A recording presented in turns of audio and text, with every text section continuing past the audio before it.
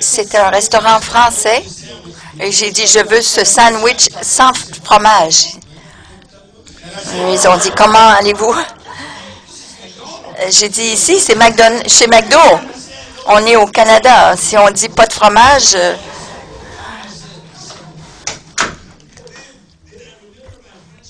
et là, je me suis rappelé d'une école de ma classe en français et j'ai dit ça de toutes mes forces, pas avec fromage.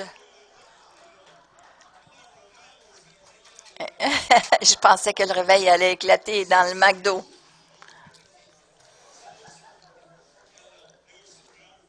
Ils étaient tellement fiers de moi parce que j'avais dit pas de fromage, mais en français.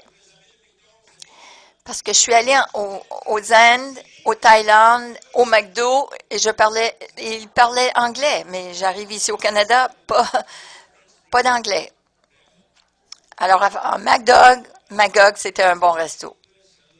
J'aime tout le monde, toutes les nationalités, tout le monde dans le monde, parce que Jésus les aime également. Nous sommes excités.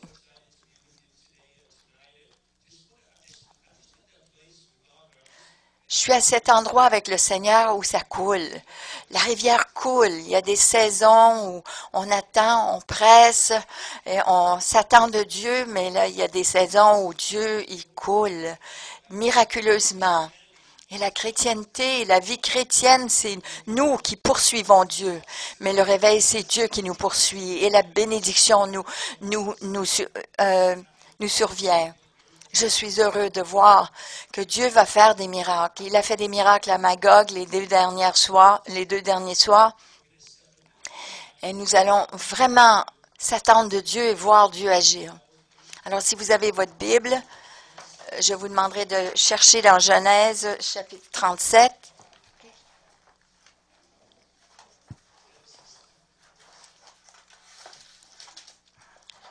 Merci. Merci, Saint-Esprit. Touche ton peuple, Seigneur, par ta parole ce matin, dans le nom de Jésus. Merci, Seigneur. Mais ce matin, nous allons parler du sujet, le processus d'enfanter le rêve de Dieu que Dieu vous a donné. Je vois que certains d'entre vous, vous n'avez pas de Bible et que vous avez vous avez des iPods. J'avais un ami qui était à l'université, qui était sur mon équipe de soccer, et son nom était aussi David. Et David était musulman. Il était tellement intelligent qu'actuellement, il a mémorisé le Coran en entier, d'un couvert à l'autre.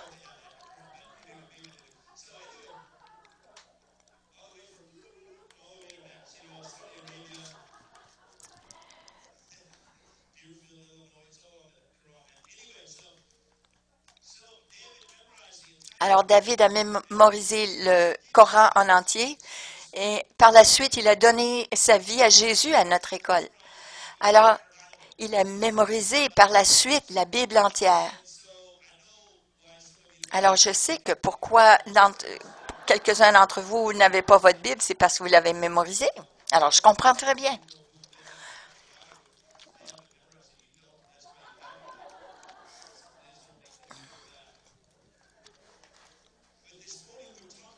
Mais ce matin, nous parlons du processus d'enfanter le rêve que Dieu vous a donné. Et dans le monde charismatique, il y a des choses qui sont confondantes parce que Dieu agit souverainement, miraculeusement, mais dans quelque sens, d'une journée à l'autre, il peut y avoir un changement dramatique dans le monde de l'esprit. Vous n'êtes pas la personne que vous étiez. Ça m'est arrivé lorsque j'ai reçu le baptême du Saint-Esprit. Je n'ai pas le temps de vraiment partager tout ce témoignage-là, mais vous l'avez vu peut-être sur le programme de Sid Roth, mais en un instant, un homme a imposé les mains sur moi et les démons sont sortis de ma vie, de mon cœur, de ma vie. Il y en avait 3 démons qui sont sortis de moi. Mais j'ai eu une rencontre dramatique avec le Seigneur.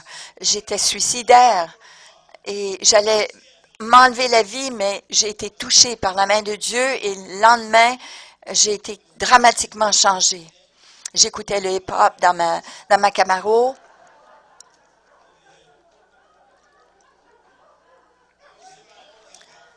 J'étais dans mon groupe de hip-hop qui s'appelait le Chocolat Blanc. Ne riez pas à mes rêves. Alors là, après que j'ai été remplie du Saint-Esprit, je ne savais pas prêcher, mais j'étais dans ma Camaro.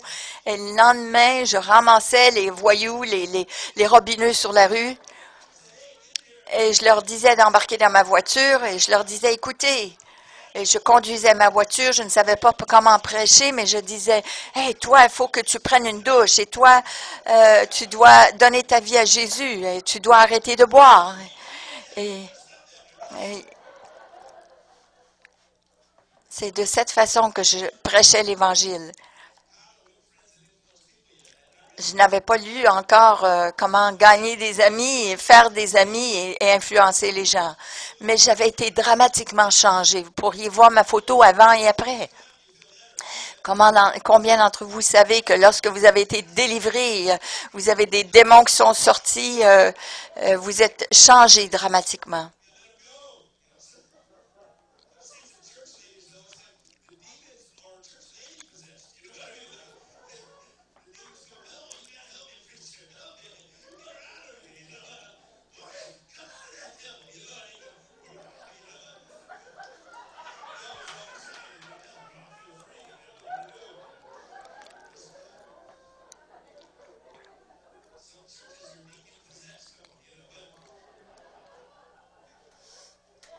Certaines églises sont possédées des diacres. Mais j'ai été changée en un instant, dramatiquement. J'étais suicidaire. Mais cet homme m'a touché, a imposé les mains, j'ai été complètement délivrée. Et le lendemain, le but de ma vie avait dramatiquement changé. Ce changement a été instantanément. Et probablement avant cela, 9 mois d'avant, j'avais eu déjà le processus. Dieu me travaillait déjà d'avance. Il y a eu un temps de préparation. Mon ami Tommy Tenney, qui a prêché avec moi,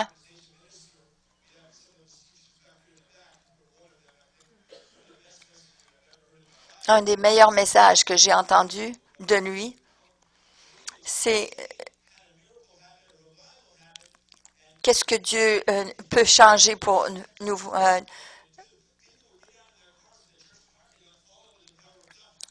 Mais il avait un réveil extraordinaire, cet homme.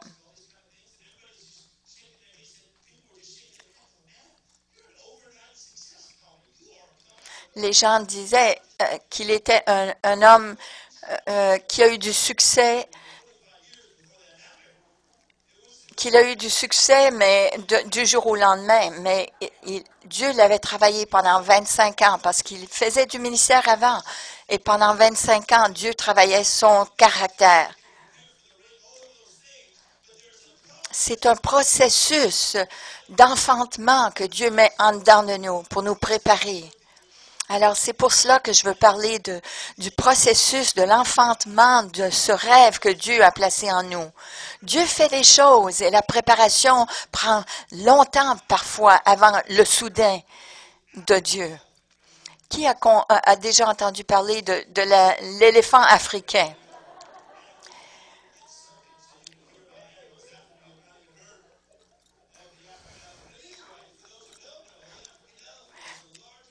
L'éléphant africain est l'animal le plus grand.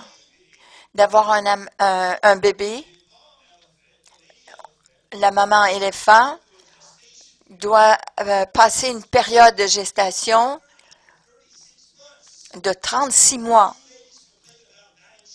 Et vous, mesdames, vous vous plaignez?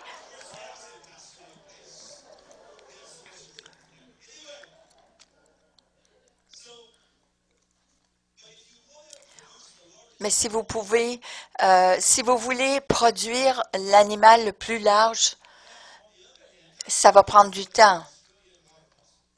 Mais de d'autre part, qui de vous comprenez c'est quoi le possum? Le possum d'eau de l'Australie. Mais mais sa période de gestation est de 13 jours. Alors vous pouvez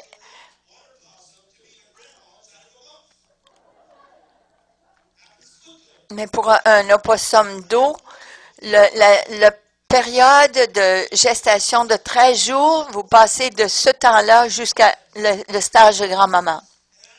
Ça prend un processus. Et je crois que la plupart des chrétiens n'arrivent pas à bout, à terme, parce qu'ils perdent ils perdent patience dans le processus. Ils abandonnent et ils pensent que Dieu les a oubliés. Tu es en processus. Et moi aussi. Oui. Vous êtes en processus. Dites-vous cela les uns aux autres. Le premier stage de ce processus, c'est le processus d'intimité.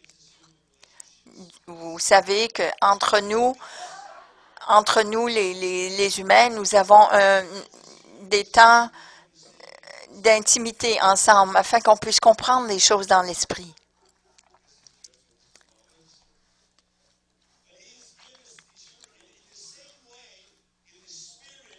Et de la même façon, dans l'esprit, il nous a donné des saisons d'intimité avec Dieu. Je sais qu'on doit toujours être proche de Dieu, mais il y a des saisons où on est plus près de Dieu que d'autres. C'est la même chose dans un mariage, dans une relation avec les autres. Il y a une saison. On appelle ça dans le niveau humain, c'est l'intimité, c'est comme la lune de miel. Tout le monde aime ça. Les hommes, les femmes, ils aiment l'intimité, ils aiment la romance.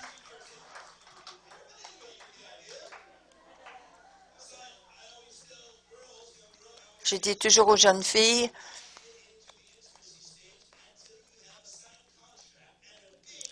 ne rentre pas dans le stage de l'intimité avec un jeune homme tant que tu n'as pas de contrat signé et un diamant sur ta main, sur ton doigt.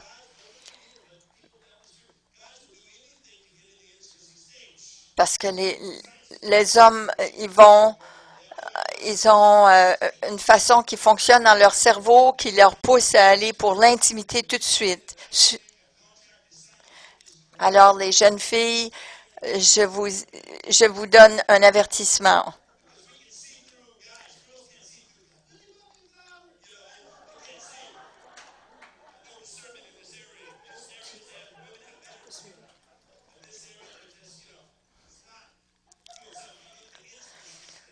Alors, il y a le stage de l'intimité, où vous voyez le jeune couple au restaurant qui se regarde dans les yeux. Et le genre d'argument qu'ils ont, c'est qu'ils s'aiment plus que l'autre. Je t'aime, mais je t'aime plus que ça encore. Et c'est le genre d'argument qu'ils ont. Et là, à la table à côté, il y a un couple qui sont ensemble pendant 10 ans, puis là, ils sont sur leur téléphone. L'intimité dans l'esprit est de la même façon. Le Seigneur nous déverse son esprit et on ressent sa présence et on fait toutes sortes de promesses et d'engagements en Dieu et puis on pleure et on promet Dieu toutes sortes de choses. Oh Seigneur, je ferai n'importe quoi pour toi. J'irai où tu voudras. C'était le grand sacrifice d'aller en Afrique pour le Seigneur parce qu'on est proche de lui. Seigneur, je ferai ce que tu voudras. J'irai partout où tu m'envoies. C'est le genre de sacrifice que je suis prête à faire. Voilà le stage de l'intimité. Et ça a un but très spécifique. Et c'est un temps merveilleux dans l'esprit, un temps merveilleux avec le Seigneur. Une bonne façon de l'illustrer, c'est ceci. La femme va aller voir son mari. Elle va essayer des nouveaux jeans et elle va demander à son mari, est-ce que ces jeans-là me font paraître grosse? Et là, le mari va dire, bien sûr que non. Faut jamais... Lorsqu'on est en dehors du stade de l'intimité, lorsque la femme demande, est-ce que ces jeans-là me font paraître plus grosses? Et là, le mari va répondre, bien sûr que non. Mais c'est pas les jeans, c'est ton corps qui te fait paraître grosse. Pourquoi est-ce que tu mets la faute sur les jeans? Alors, il y a une différence entre le stade de l'intimité et hors du stade de l'intimité.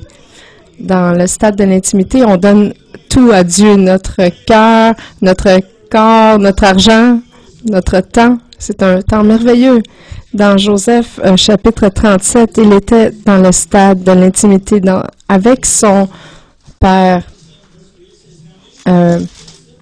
physique, biologique. Alors, Genèse 37, verset 3 nous dit, Jacob aimait Joseph plus que ses autres fils, car il l'avait eu dans sa vieillesse. Il lui avait donné une tunique de luxe. Alors, vous savez que tous les premiers enfants d'une famille, les parents mettent beaucoup de pression sur ces jeunes gens. Ils sont très focusés. Et lorsqu'ils ont des enfants plus tard, ils sont plus vieux, ils sont plus relax. Près de la retraite, ils ont des chemises hawaïennes déboutonnées. Je me rappelle quand j'étais un enfant, si je voulais des bonbons, je devais passer deux étapes. Je devais demander à mon père, Papa, est-ce que je peux avoir des bonbons? Mon père me disait deux choses. Fils, est-ce que tu sais que l'argent ne pousse pas dans les arbres? Et la deuxième chose qu'il me disait, écoute, ça va faire des caries dans tes dents, alors pense à ton futur. Je me rappelle.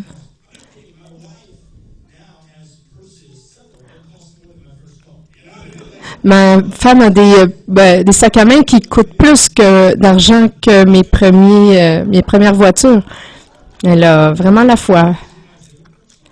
Je vous dis, ces femmes asiatiques, elles ont des standards élevés. Et ça coûte cher.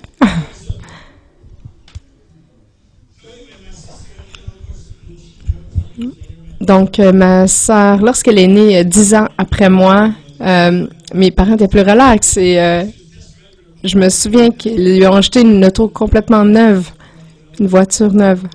Et il faisait l'essai de la voiture. Et il disait, ah, chérie, tu devrais vraiment avoir une belle voiture. Et pour moi, il disait, alors, pour ma soeur, elle disait, alors, allons acheter des bonbons.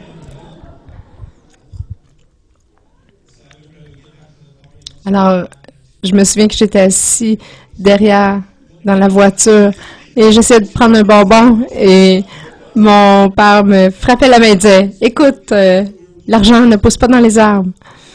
Donc, ce que je suis en train de dire, c'est que les plus jeunes de la famille sont souvent plus gâtés pourris. Alors, c'était la même chose pour Joseph, le fils de Jacob. Il était plus gâté.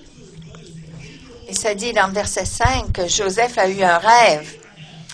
Et là, une fois, il fit un rêve. Il le raconta à ses frères qui le détestèrent encore davantage. « Écoutez mon rêve, leur avait-il dit. Nous étions tous à la moisson, en train de lier des gerbes de blé. » Alors, vous voyez, le plus jeune, tout le monde lui donne de l'argent, des bonbons, des voitures.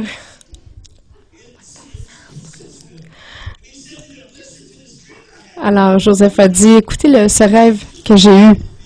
Il leur dit, écoutez mon rêve. Nous étions tous à la moisson en train de lier des gerbes de blé. Soudain, ma gerbe se dressa, resta debout. Toutes vos gerbes vinrent alors entourer et s'incliner devant elle. Est-ce que tu prétendrais devenir notre roi et dominer sur nous? Lui demandèrent ses frères et le détestèrent davantage à cause de ses rêves et des récits qu'il en faisait. Laissez-moi vous demander, est-ce que c'était un rêve de Dieu? Est-ce qu'il l'a bien interprété?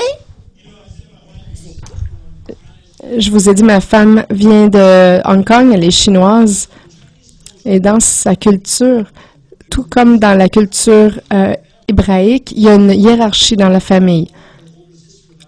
Ma sœur ne peut pas appeler sa sœur plus vieille par son prénom. Elle doit lui l'appeler ma sœur la plus vieille ou mon aîné.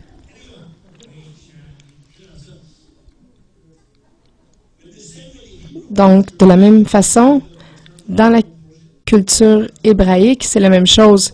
Avez-vous déjà entendu parler de l'expression double portion? C'est la hiérarchie qui, en fait, permet à l'aîné de la famille d'avoir 2 fois plus d'héritage que les autres. Il y a une bénédiction spéciale. Alors, lorsque Joseph a dit ce rêve-là à ses frères, ils étaient vraiment enragés à cause que ça lui revenait pas à lui d'avoir une bénédiction plus grande. Donc, lorsque nous sommes dans une période d'intimité, on manque de maturité et de sagesse. Et parfois, on peut ne pas savoir exactement comment exprimer certaines choses. Alors, me permettez-vous d'enlever mon manteau? Je pense que j'ai perdu 2 kilos. L'aéroport a perdu mes bagages. Alors, vous allez sentir le chandail que je porte depuis 4 jours déjà. Merci Seigneur qu'il paraît encore bien. Alors, Joseph était dans la période intimité. Il avait la faveur de son père et la faveur de Dieu, mais il ne l'a pas géré de façon adéquate. Et c'est pour ça que, bon, est-ce qu'il y en a qui sont familiers avec le réveil de Lakeland en Floride? Il y avait beaucoup de Canadiens, il y avait plein de tatoués. Lorsque je parle aux gens de Lakeland, il y a beaucoup de gens qui ont été sauvés.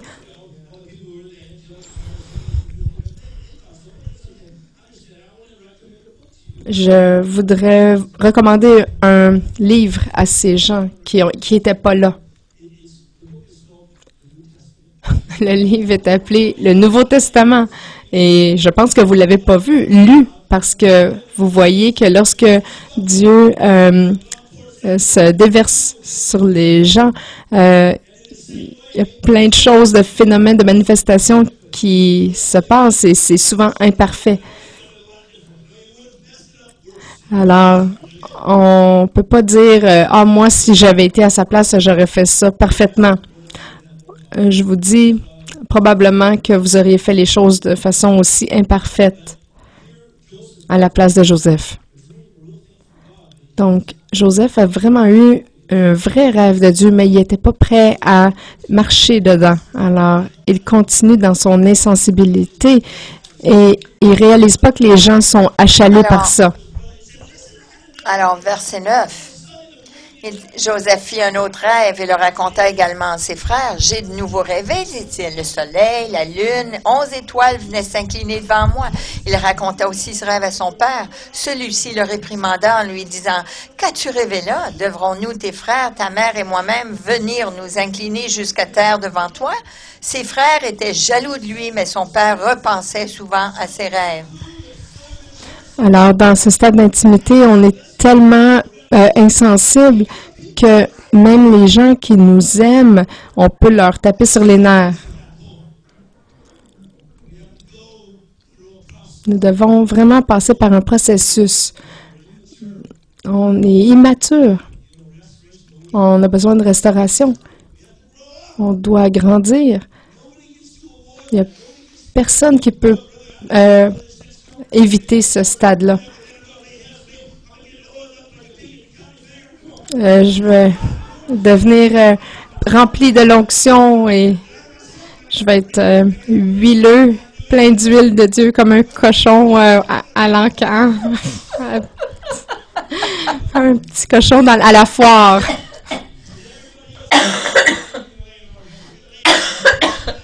Alors, on va imposer les mains ce soir aux gens. Mais je sais qu'il y a vraiment un processus. Il y a vraiment un processus. Tout le monde est excité quand il y a des réveils.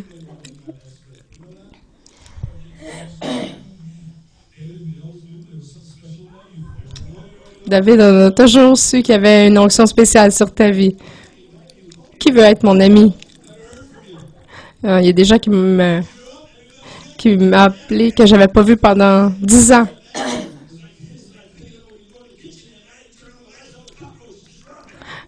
Lorsque vous allumez la lumière dans la cuisine, toutes les coquerelles s'en vont en courant.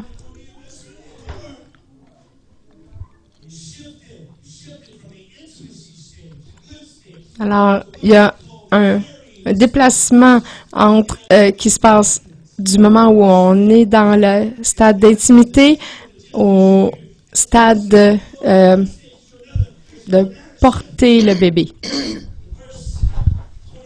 Dans le verset 23 de chapitre 23, on voit que Joseph change de stade. Et là, les frères de Joseph veulent le tuer dans un puits. Alors, ça dit au verset 23, « Dès que Joseph arriva près de ses frères, ils se saisirent de lui, ils le dépouillèrent de sa belle tunique, le jetèrent dans la citerne. Cette citerne était assez complètement vide, puis ils s'assirent pour manger. Ils ont dit, ils voulaient le dépouiller de sa belle tunique et le jeter dans la citerne ou dans un puits. C'était vide, complètement vide, il était à sec. Là, ils l'ont vendu. Pouvez-vous vous imaginer? Il y a des soudains dans l'esprit qui vont nous propulser, mais qui vont aussi vous corriger. Et ça, c'est une correction qui est rapide. Comme à Lakeland, la gloire de Dieu était là, puis là, soudainement, le Seigneur a retiré des gens.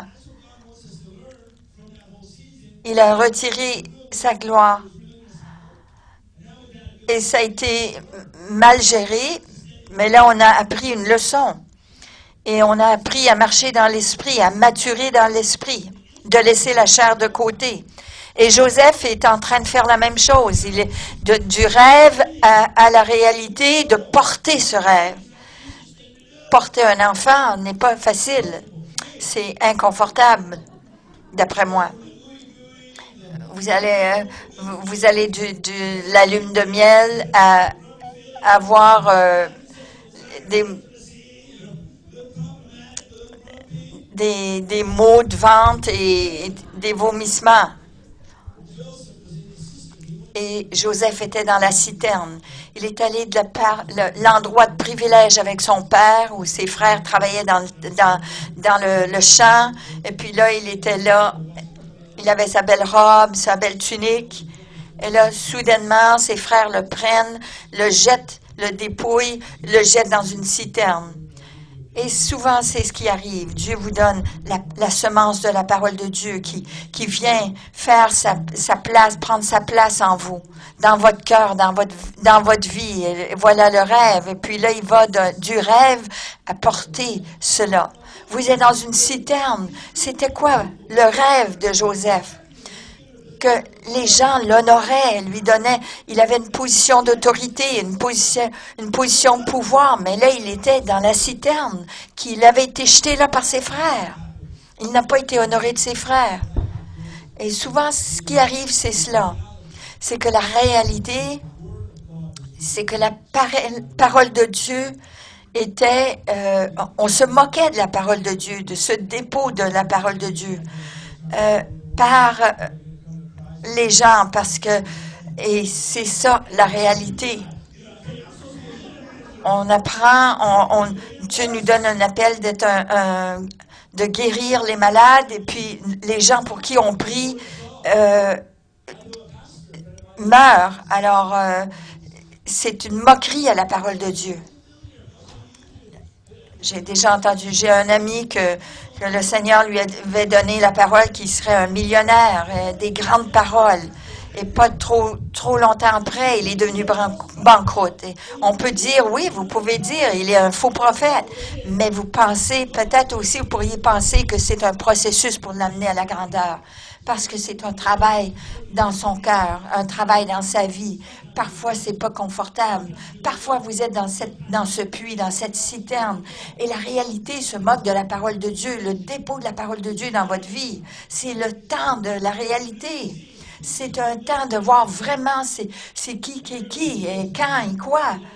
Et voilà la décision de Joseph. Il a commencé à prendre des bonnes décisions. Il est allé à Potiphar, la maison de Potiphar. Il a été un esclave pour lui. Et là, vous le voyez.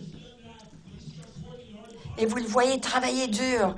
Et là, vous voyez que Potiphar, il l'élève, il lui donne une promotion. Vous pouvez même voir le changement de son caractère. Et il est possible qu'il s'est repenti. Et là, finalement, qu'il était à la gloire, il était un haut placé, il était promu jusqu'en haut de l'échelle. Et là, c'est possible. On commence quand on est dans cette phase où on porte l'enfant, qu'on on commence à douter de la grandeur du rêve de Dieu. Là, comme vous connaissez l'histoire, si vous avez vu même le dessin animé, la femme de Potiphar est venue à Joseph et elle a essayé de le séduire. Et il a fait la bonne chose. Lorsqu'on est dans cette phase où on porte le rêve, ça arrive que souvent, les choses s'empirent.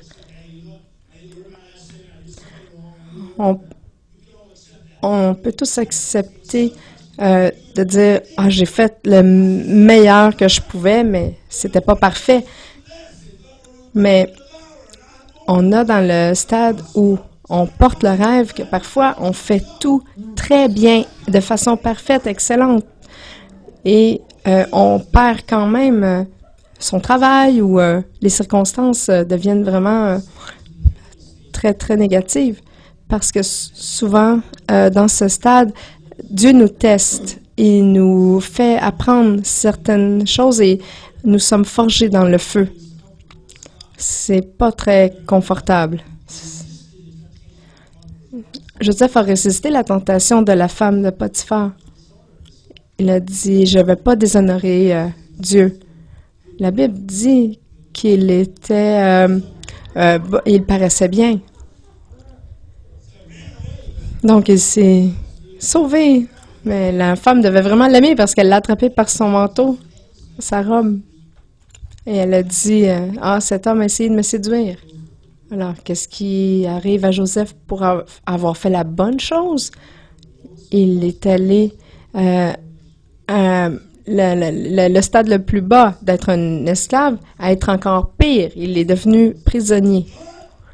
Et dans ce stade-là, on a souvent la tentation de dire Dieu, j'ai fait tout ce que je peux et tout parfaitement. Et là, maintenant, je suis dans le puits. J'ai travaillé fort, je me suis repentie, j'ai même résisté au péché. Et comment ça, je suis dans un puits? Maintenant. Et Potiphar était riche, il y avait sûrement une belle femme. Vous êtes ici trop profond pour avoir ces pensées-là, mais en Amérique, aux États-Unis, lorsqu'on a de l'argent, on a des belles femmes. Vous savez ce que je veux dire quand on voit un couple parfois, puis on dit il a une belle femme, là, pas mal, il doit avoir de l'argent.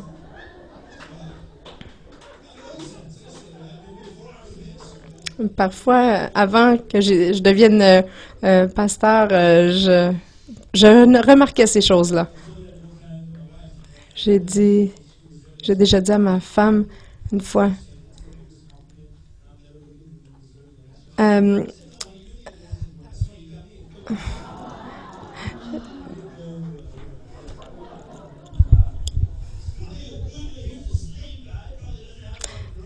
donc, on a Joseph ici qui est un esclave, qui devait pas avoir une tonne de belles femmes qui couraient après lui, mais il a résisté à la tentation et il voulait pas déshonorer son maître. Il avait tous ses rêves de Dieu en lui encore. Il dit, je travaille fort, je résiste à la tentation et je suis puni pour avoir fait la bonne chose. Parfois, ça arrive dans l'esprit, ça, alors qu'on résiste le diable. Je vous dirais que parfois, on n'a pas à résister avant d'avoir un rêve de Dieu parce qu'on est dans la même équipe que le diable. On est du même côté, mais du moment où on porte le rêve de Dieu, on peut avoir justement cette opposition-là de l'ennemi. On prie pour les malades, ils deviennent plus malades. Nos finances prennent un mauvais coup.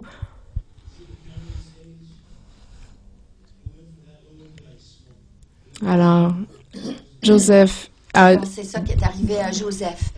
Il est allé d'une place basse à l'emprisonnement. Je me rappelle lorsque ma femme était enceinte de mon fils, et mon épouse est petite. Vous avez des kilos, des livres ici. Alors.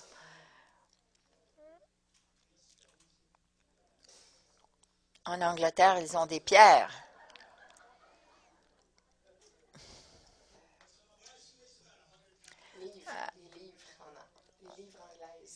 C'est des livres anglaises.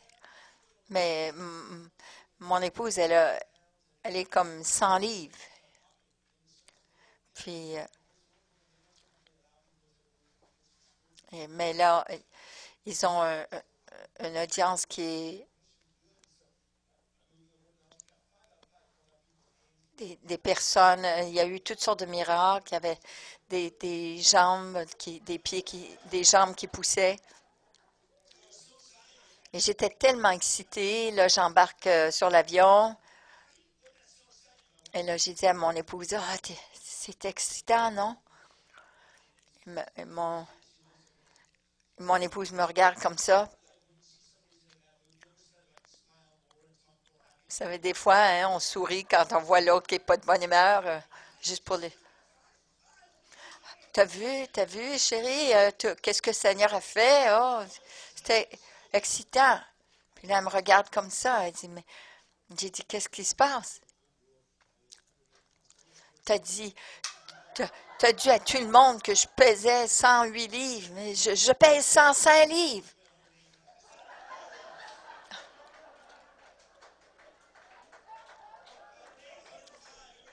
Quelle différence ça fait que ça fait 108, 105? Ça n'a pas d'importance. Mais ma femme est petite. Et puis là, et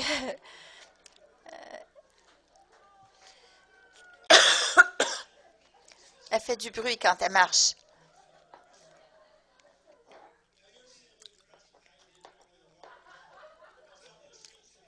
Vous avez déjà vu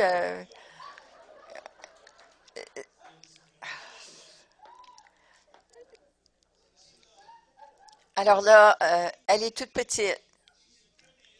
Et puis là, elle porte mon enfant. Elle a une grosse bédaine. Si vous la voyez du dos, vous ne pensez pas qu'elle est qu'elle est enceinte.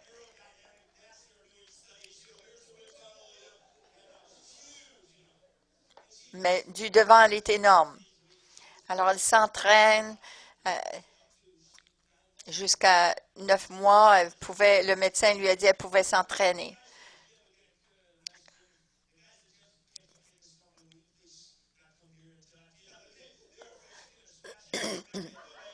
Les gens au gym, ils pensent qu'ils ont peur qu'elle accouche puis qu'elle ait son bébé d'avance. Puis là, ils lui ont dit, viens pas au gym. Mais elle arrive à 8 mois, puis Puis là, elle avait ses mains sur son dos, elle avait mal, elle avait du mal à dormir la nuit. Puis normalement, elle se plaint pas. Mais là, elle a mal au dos.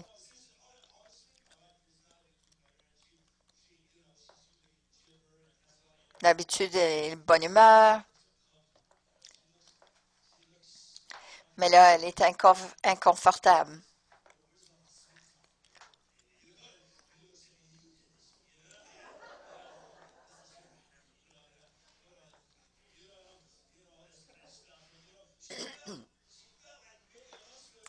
Mais là, elle se ressentait, elle ressentait comme nous, souvent dans l'esprit.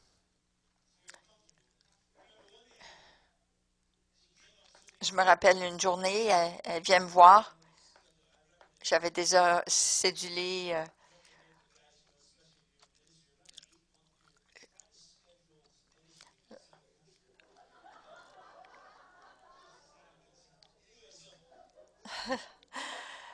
Que c'est pas un bon temps lorsqu'elle est enceinte de 8 mois. Là, c'est pas un bon temps. C'est mieux de céduler d'aller à l'extérieur du pays.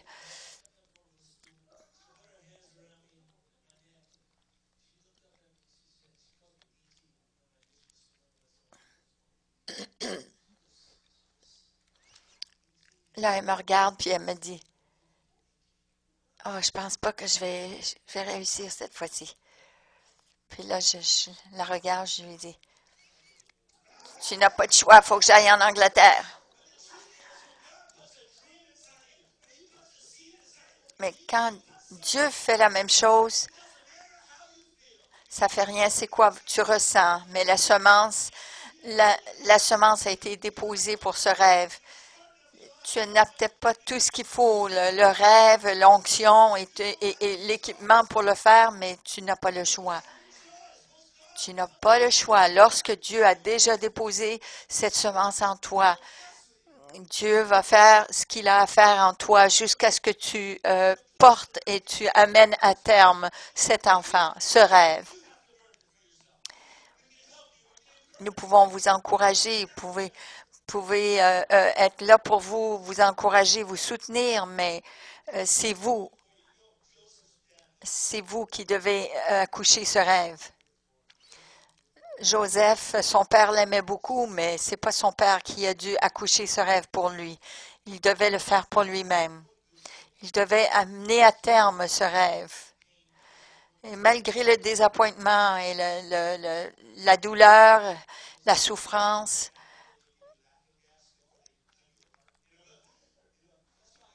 autrefois, j'aime ça vous amener à dire des farces et vous faire rire. Mais vous savez, il y a des choses, oui, qui sont dures. Il y a des choses, on pourrait passer le micro à tout le monde, avoir des témoignages, mais on sait qu'il y a beaucoup de découragement, il y a des désappointements, il y a des temps de souffrance, des temps mais la vérité, c'est ceci, c'est le processus d'amener à terme ce rêve que Dieu nous donne n'est pas un chemin facile. Et c'est difficile de vivre cela. Mais une bonne chose de porter ce rêve, c'est que ça vous prépare à amener à la naissance, amener à terme ce rêve. C'est lorsque vous êtes prête à faire ce qu'il faut. Et Joseph, il a fait cela dans le chapitre 40. Il était prêt à coucher ce rêve. Parce que là, il y avait le boulanger, il y avait les deux qui étaient à ses côtés, qui ont eu des rêves, et ils lui ont demandé d'interpréter ses rêves. Mais là, à ce moment-là, Joseph savait ce qu'il faisait. Et il a dit que l'interprétation, il a interprété le rêve. Il avait travaillé dur. Et là, il utilisait son onction. Et il a pensé que c'était possiblement la clé à avoir la percée. Et quand il a eu son rêve, il a dit à ce jeune homme de se rappeler du Pharaon. Le verset 23 du chapitre 40. Pourtant, le chef des échansons oublia tout à fait Joseph. Et il y a eu 2 ans complets qui se sont écoulés. Et je peux vous dire que lorsqu'on est dans le stade où on porte le rêve de Dieu, ça paraît toujours comme trop long. On dirait toujours que Dieu nous a oubliés. On dirait toujours qu'on a payé un prix trop élevé. Et je ne connais pas personne que une personne honnête qui dirait « Je souhaite ne jamais avoir été dans le ministère parce que le prix à payer est tellement difficile. » Comme Joseph, ça prend tellement de temps, c'est tellement difficile, je pensais que j'avais fait la bonne chose, mais Dieu développe notre caractère. Et le plus beau là-dedans, c'est que lorsqu'on arrive au point de naissance, on va faire tout ce que ça prend, tout ce qu'il faut pour pouvoir se débarrasser de ce fardeau qu'on transporte. Et je me rappelle de ma femme lorsqu'elle était sur le point d'accoucher. Et elle a dit, là, mon enfant s'en vient tout de suite. Va chercher la voiture. Et là, je lui ai dit, ben peut-être que c'est pas le bon moment. Elle a dit, non, il va sortir. Et là, j'ai pris l'auto. Et je me rappelle que je venais juste d'avoir une nouvelle auto avec des sièges en cuir. Elle était à l'arrière. Et là, je me disais, je suis inquiet pour mes sièges en cuir parce que je pense que on peut nettoyer le cuir, mais les petites coutures peut-être qui vont être tachées. L'enfant va pas s'en rappeler. Alors, on est allé voir le médecin. Et on a ma petite femme, toute cute, toute belle. Mais je vous dis que lorsqu'on devient dans le stade de naissance, on devient une autre personne. On devient tellement focus, il n'y a personne qui va être capable de résister devant nous. Non. Ma femme dit, je vous dis que ce bébé va sortir maintenant. Il n'y avait pas de doute. Le médecin prenait des mesures, mais elle a dit, non, il va sortir. Aujourd'hui.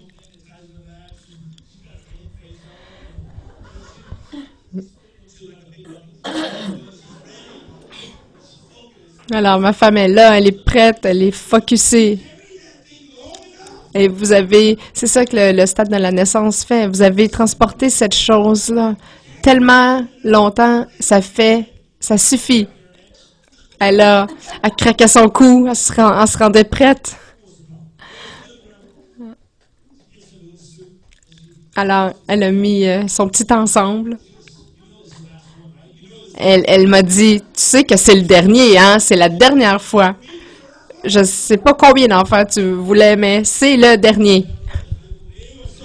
Je sais pas si c'est biblique, mais en tout cas, elle est toute prête. Elle dit au médecin, quoi faire? Prenez de la glace, faites bouillir de l'eau. Elle est vraiment focusée.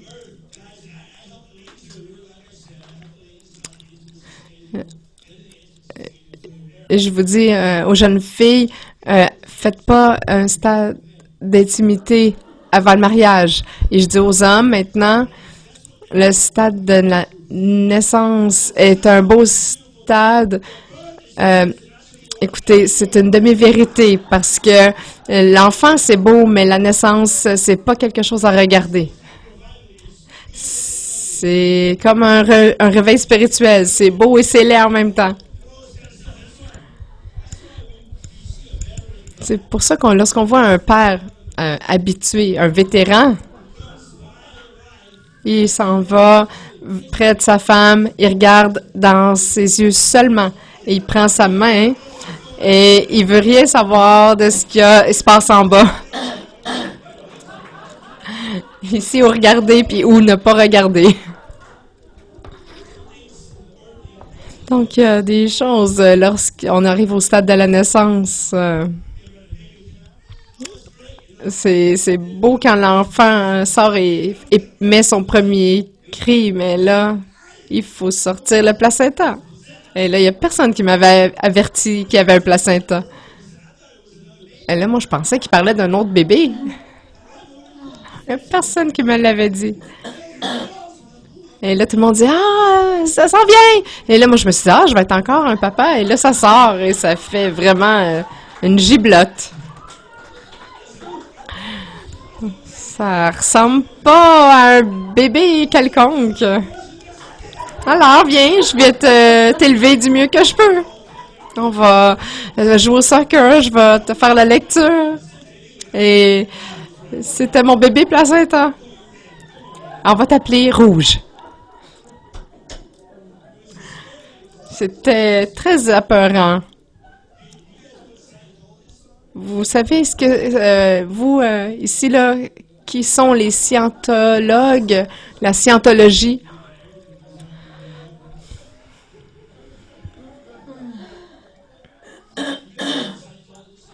Les scientologistes comme Tom Cruise, il y a eu des rumeurs, je ne sais pas si c'est vrai, mais semble-t-il qu'il mange le placenta. Alors peut-être que Tom Cruise a déjà mangé du placenta.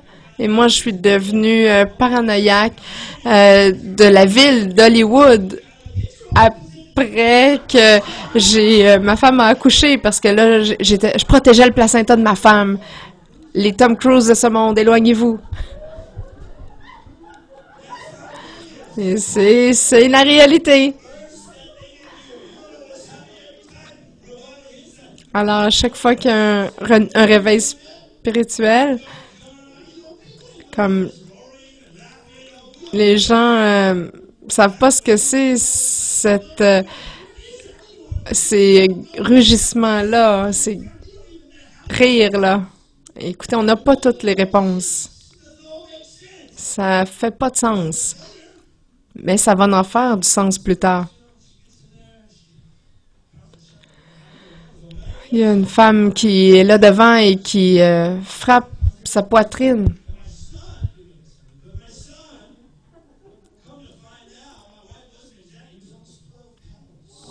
Lorsque mon fils est né, il pesait à peu près 12 livres et de ce que je comprends, c'est beaucoup. Et c'était un gros bébé. Il y avait même une montre en or à sa naissance. Il a même demandé une sandwich aux infirmières. Et moi, je suis restée à la droite de ma femme et je lui ai dit, chérie, je suis là pour te supporter. Alors, la chose est née. Et c'est ce qu'on fait dans l'esprit aussi.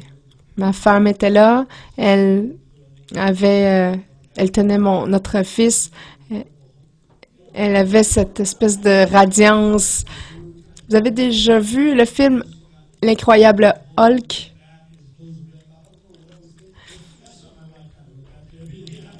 Je trouvais que ma femme, après la naissance de notre fils, ressemblait à Hulk après qu'il se soit retransformé en David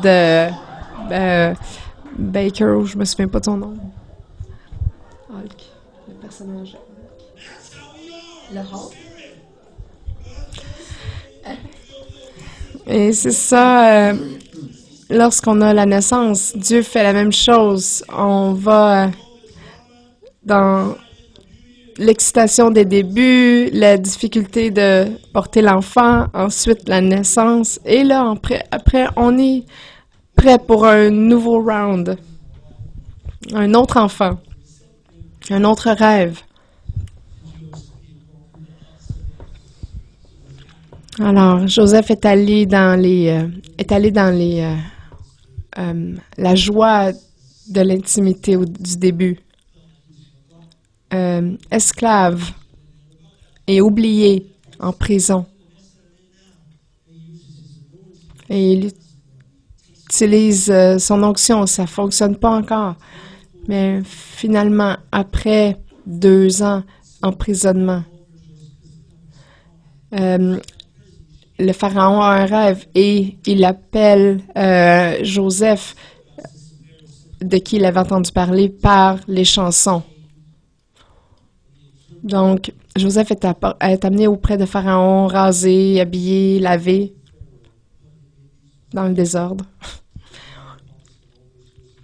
Et dans le verset 41, Pharaon dit à Joseph, je te donne maintenant autorité sur toute l'Égypte. Le Pharaon retira de son doigt l'anneau royal et le passa au doigt de Joseph. Il le fit habiller de fins vêtements de lin et lui passa un collier d'or autour du cou. Il le fit monter dans un char réservé à son plus proche collaborateur et les coureurs qui précédaient couraient. « Laissez passer !» C'est ainsi que le Pharaon lui donna autorité sur toute l'Égypte. C'est ce qui se passera pour vous lorsque vous allez avoir terminé de donner naissance au rêve de Dieu. Dieu va vous donner l'autorité, il va vous mettre un anneau à votre doigt. Vous allez pouvoir avoir une nouvelle voiture, l'auto de la compagnie. Vous allez avoir tout ce que vous voulez. Des beaux vêtements, des beaux bijoux.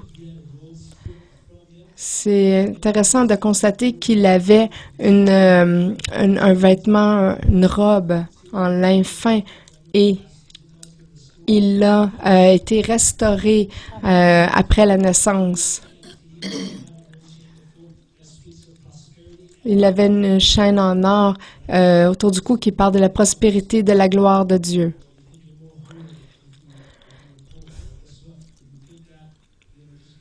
Si vous pensez que vous allez être plus sain en étant pauvre, alors faites ça. Donnez-moi tout votre argent. C'est une blague. Dieu veut restaurer ce que vous aviez.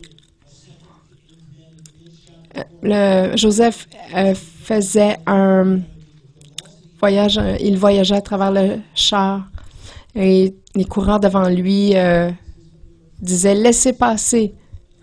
Est-ce qu'il y a des gens ici qui jouent de la musique? Alors, je vais vous donner la plus grande clé du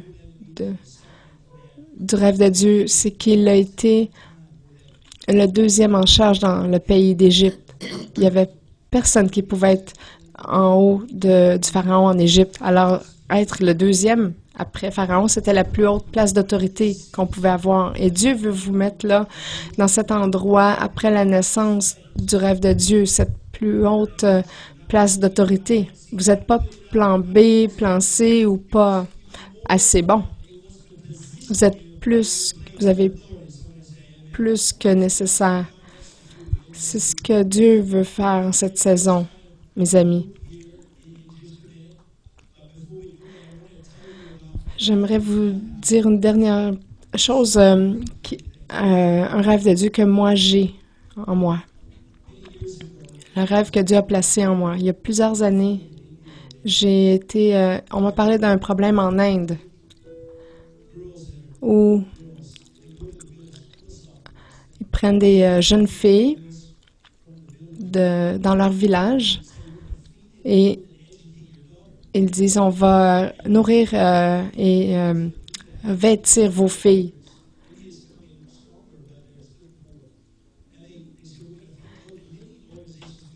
Il y a beaucoup d'organisations qui font ça parce que les parents n'ont pas assez d'argent pour les nourrir et les éduquer.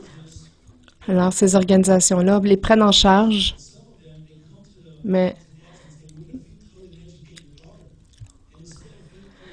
il y en a certaines organisations qui prennent ces jeunes filles, mais au lieu de les éduquer et les nourrir, ils les vendent pour leur virginité. Ils les vendent à l'encan. Le pire là-dedans, c'est, écoutez, ces jeunes filles ont entre 8 et 12 ans. J'ai entendu parler de ça il y a quelques années. On a donc commencé à éduquer les gens. C'était le projet Magdalène. On a commencé à répandre cette mauvaise nouvelle pour laisser savoir la planète au complet. Écoutez, c'est de l'industrie multimillions par année. Mais j'ai dit, je veux pas laisser ça arriver dans le monde sans rien faire. Alors, on a commencé à mettre les gens au courant, la population, le monde au courant. Le septembre dernier, un de mes amis pasteurs, il m'a envoyé un courriel, il m'a jamais demandé dans le passé. Il m'a même déjà donné de l'argent dans le passé, mais là maintenant, il m'a dit on travaille dans le projet Magdalene et on travaille dans le district de prostitution. Et on arrange un mariage pour ces jeunes filles si elles n'ont pas le sida.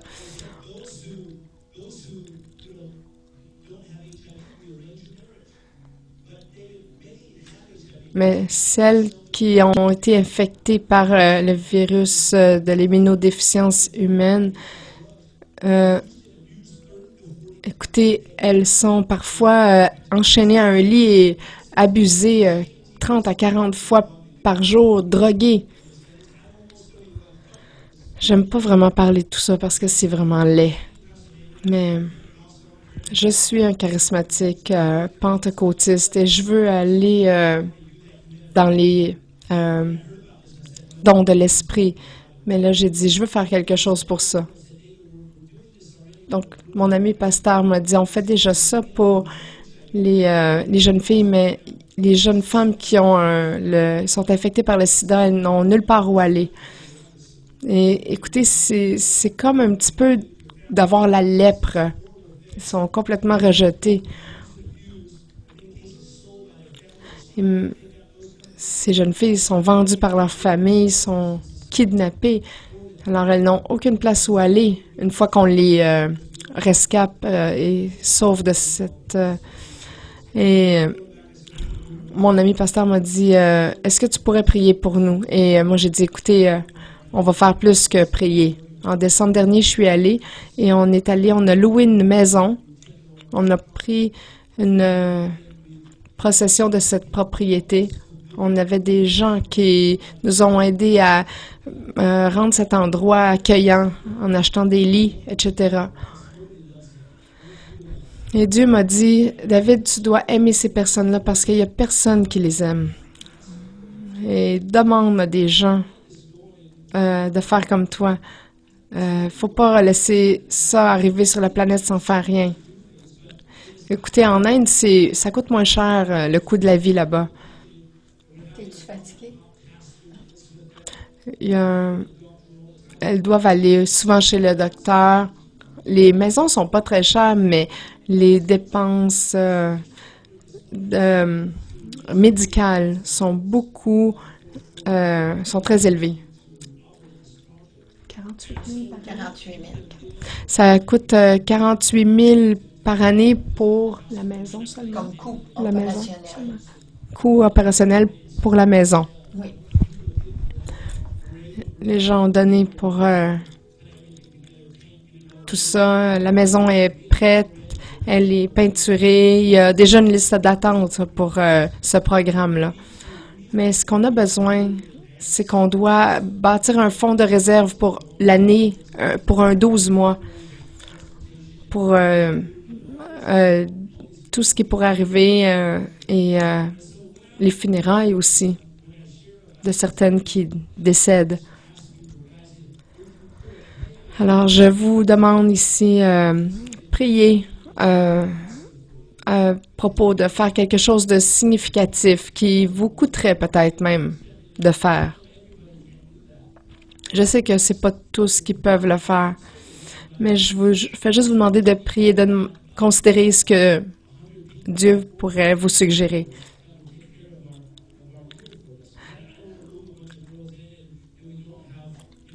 Si on a 100 personnes qui donnent 480 $, ça peut couvrir nos frais pour l'année. Ça couvrirait.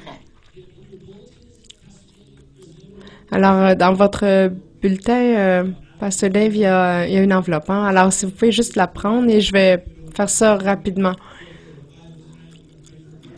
On va bientôt terminer parce que je sais que ce soir, je veux prier pour chaque personne ici présente. Je voudrais aussi dire, si vous êtes pas un chrétien encore et vous êtes un invité ici, soyez notre invité. Vous n'avez rien à faire. Soyez rassurés. Mais ceux ici qui sont chrétiens, je vous demande, euh, faites peut-être un sacrifice. On a déjà eu des gens qui ont donné, 5 personnes qui ont donné 10 000, et ceux qui ont les moyens. Écoute, moi, je veux seulement donner 48 $, c'est tout ce que je peux. C'est que ça peut nous rencontrer nos besoins plus rapidement. Alors, Père, je prie que tu puisses ne pas causer de culpabilité, mais donne-leur la grâce de donner. Donne-leur la foi et montre-leur comment ils pourraient participer. Qu'on puisse ne pas laisser ça arriver sur notre planète. Aide-nous à devenir une part de la solution et non pas une part du problème. Amen. Alors, je vous donne quelques secondes pour remplir ça, même si vous n'avez rien à donner.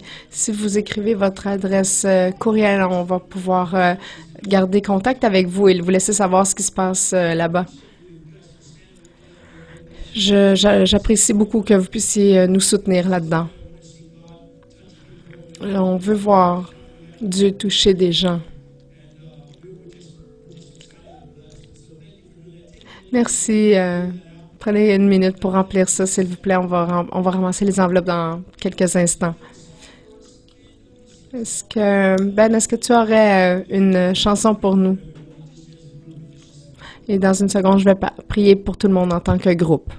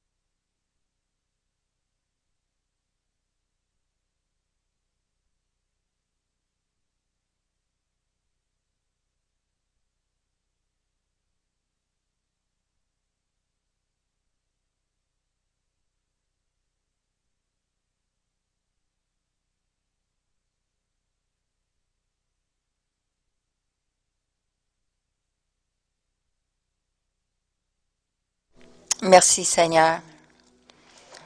Mes amis,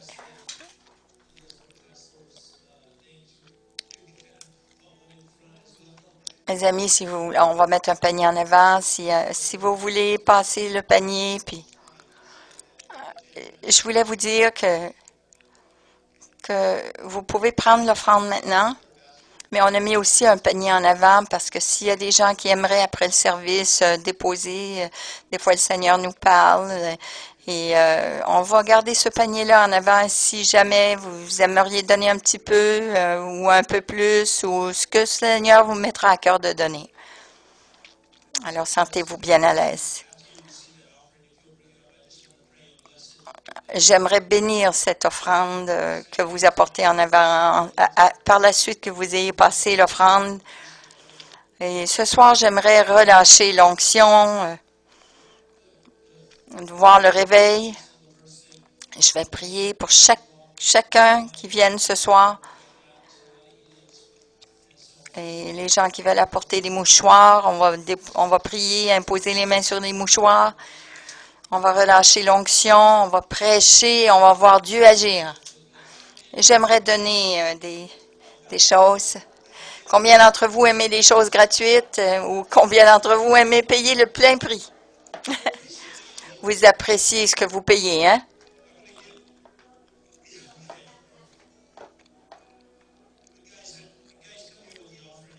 J'aimerais que vous avanciez avec l'offrande.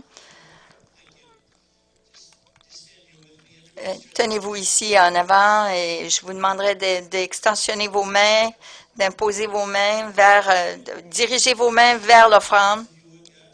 On va prier. Père, au nom du nom puissant de Jésus. Nous te remercions, Père. Nous te remercions pour les gens qui donnent, que tu as touché leur cœur, Seigneur, par ce cadeau, ce don, Seigneur. Comme tu as vu, Seigneur, l'offrande de la veuve, Seigneur, tu remarques et tu vois, Seigneur, tous ceux qui ont déposé ces semences.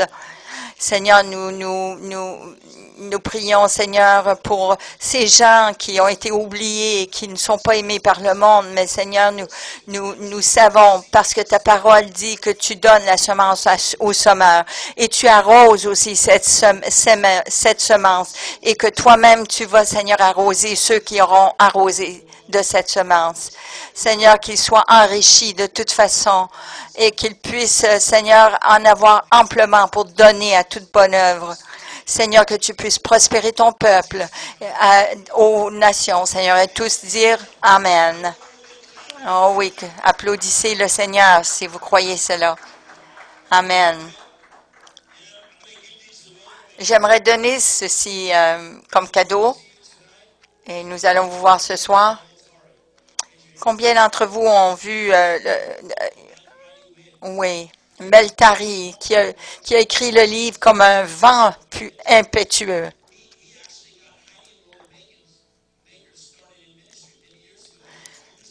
Il a touché vraiment, il a été instrumental dans la vie de Heidi Baker.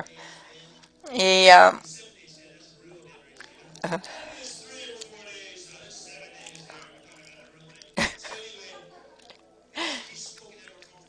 il a prêché à plusieurs fois aux conférences.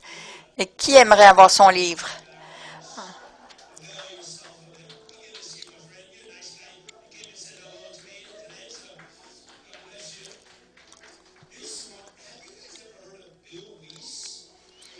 Est-ce que vous connaissez Bill Weiss, qui a dit 21 minutes? Il a écrit un livre, 21 minutes dans l'enfer. Il était un homme de Californie qui est allé en enfer.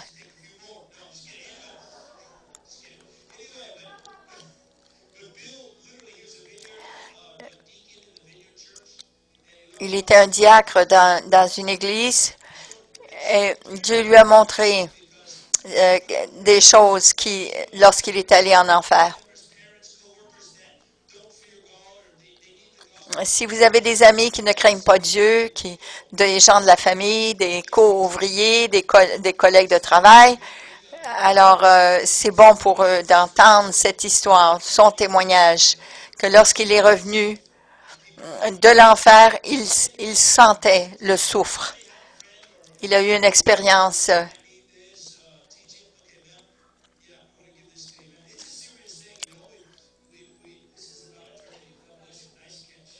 ceci est sur l'éternité. Et voici un de mes enseignements préférés.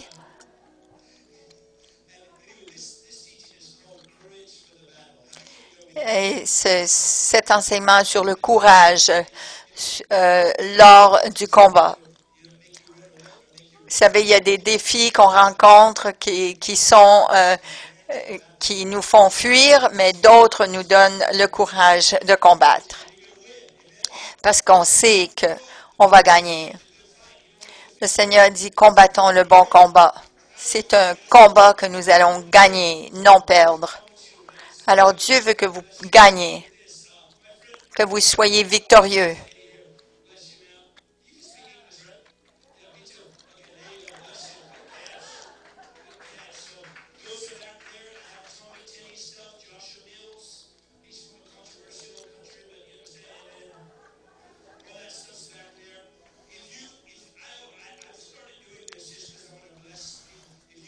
Je veux bénir les gens.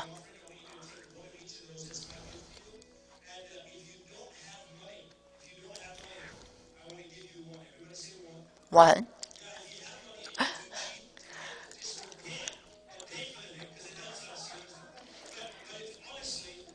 Non, mais si vous n'avez pas l'argent pour acheter ces livres, prenez-en un quand même.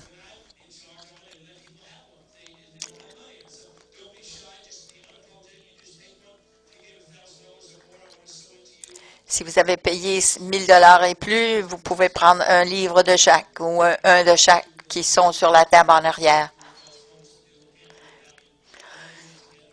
On reconnaît votre générosité. Alors, je vous invite à vous lever.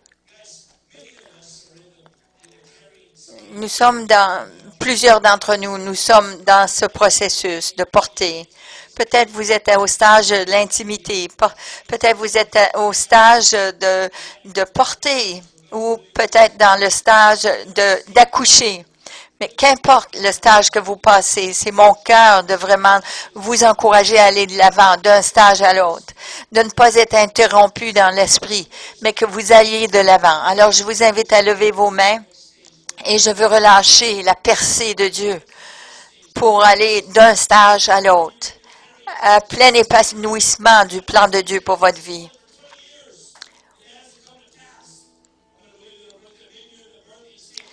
Il est possible que vous êtes dans cet endroit où vous êtes en train de porter l'enfant. Mais au nom de Jésus, nous déclarons des choses surnaturelles, une percée surnaturelle, afin que vous soyez propulsés dans ce prochaine étape que Dieu a pour vous. Que ce soit dans vos finances, dans votre ministère, dans les relations avec les autres. Mais nous déclarons la percée de Dieu pour la prochaine étape dans ce que Dieu veut faire dans votre vie. Il y a des gens que ça fait longtemps, ils sont inertes, mais on déclare l'accomplissement, l'accouchement de ce rêve. Qu'il soit restauré, qu'il soit donné l'autorité, qu'il soit mis aux positions les plus grandes, les plus hautes au nom de Jésus. Au nom de Jésus, donnons une main d'applaudissement au Seigneur ce matin. Nous t'adorons, Seigneur. Nous t'adorons.